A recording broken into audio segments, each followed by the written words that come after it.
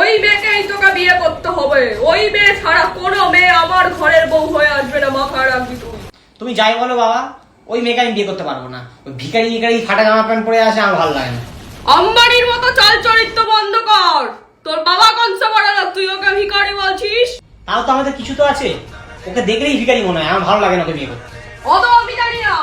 ওই মেয়েকে যদি তুই বিয়ে করিস তবে এই সম্পত্তির ভাগ তুই পাবি, নাহলে একটা জাঙ্গিয়া গামছা তোকে দেবো না আমি। শোন, সম্পত্তির ভাগ যদি চাস এখনই যা, ওই মেয়েটার সাথে দেখা করে আয়, চুপচাপ চলে যা। যাচ্ছি। আসবে ভিখারি ড্রেস পরে, তাও আবার লেট। হাই। আরে তুমি কে? আরে আমার চিনতে পারছো না? আগের দিনই তো আমাদের দেখা হলো, তোমার বাবা আমাদের দেখা করালেন। বাবা, আগের তুমি আর এই তুমি তো চেনাই যাচ্ছে না। এই ভালো ভালো ড্রেস কোথা দিয়ে পেলে? চুরি করেছো নিশ্চয়ই। না না, চুরি কেন করতে যাব?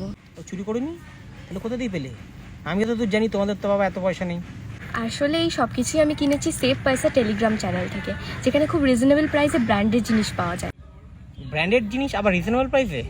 হ্যাঁ, আসলে ফ্লিপকার্ট, অ্যামাজন, মিন্ত্রাতে যখনই কোনো ব্র্যান্ডেড জিনিসের দাম রিজনেবলে চলে আসে তখনই সেই লিঙ্কটা শেয়ার করা হয় এই টেলিগ্রাম চ্যানেলটা, আর আমি পটপট কিনেও নিই। ও আচ্ছা। দেখো, তোমার যদি মনে হয় তোমার আমাকে বিয়ে করতে কোনো প্রবলেম আছে, তুমি আমাকে ক্লিয়ারলি বলতে পারো, আমি সেটা ম্যানেজ করে নেবো। না না ঠিক আছে, আমি বিয়ে করবো। তোমরাও যদি রিজনেবল প্রাইসে ব্র্যান্ডেড জিনিস কিনতে চাও তাহলে এক্ষুনি সেভ পয়সা টেলিগ্রাম চ্যানেলে গিয়ে জয়েন করো। যদি ইনস্টা থেকে দেখো তাহলে আমার বায়োটা চেক করে নিও, লিঙ্ক পেয়ে যাবে। আর যদি ফেসবুক থেকে দেখো তাহলে কমেন্টে লিঙ্ক দেওয়া আছে।